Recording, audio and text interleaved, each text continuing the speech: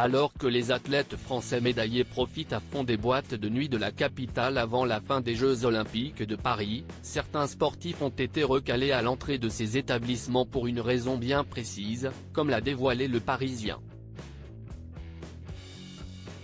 Alors que les Jeux Olympiques de Paris s'achèvent avec la traditionnelle cérémonie de clôture dimanche 11 août 2024 au Stade de France, les différents médaillés de cette Olympiade ont bien profité des boîtes de nuit parisiennes pour fêter leur victoire.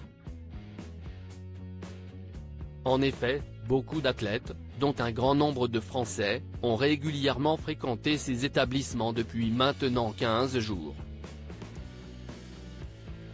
Si les membres de la délégation française ont pris l'habitude d'aller d'abord célébrer leur médaille au sein du Club France, ils ne vont pas tous se coucher lorsque celui-ci ferme ses portes à 2 h du matin. Parmi les clubs fréquentés par les sportifs, on peut notamment citer le Déflower, situé à proximité de l'avenue des Champs-Élysées. Cette boîte de nuit intimiste, qui peut accueillir jusqu'à 300 personnes au maximum dans la rue de Ponthieu, a notamment reçu la visite des nageurs de l'équipe de France, dont Léon Marchand. Situé pour sa part vers la place de l'Étoile, l'Arc a aussi accueilli certains sportifs durant cette Olympiade. Les membres de l'équipe de rugby à 7, dont Antoine Dupont, ont notamment été aperçus sur place. Léon Marchand est lui aussi allé dans cet établissement.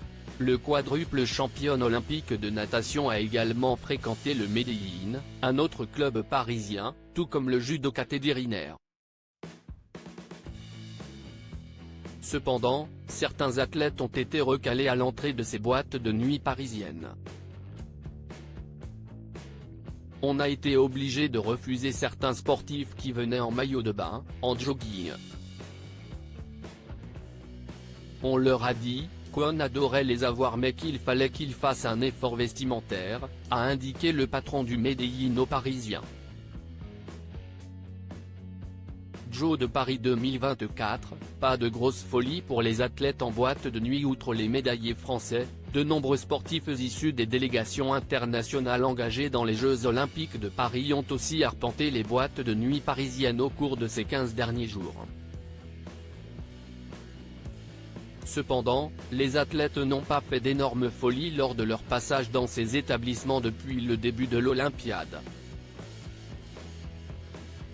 En effet, personne n'a encore commandé la bouteille de champagne de 30 litres proposée pour la somme de 100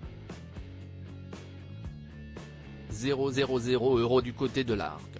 Ils sont plus raisonnables, ils passent 1 heure ou 2 seulement, a souligné le directeur d'une boîte de nuit parisienne.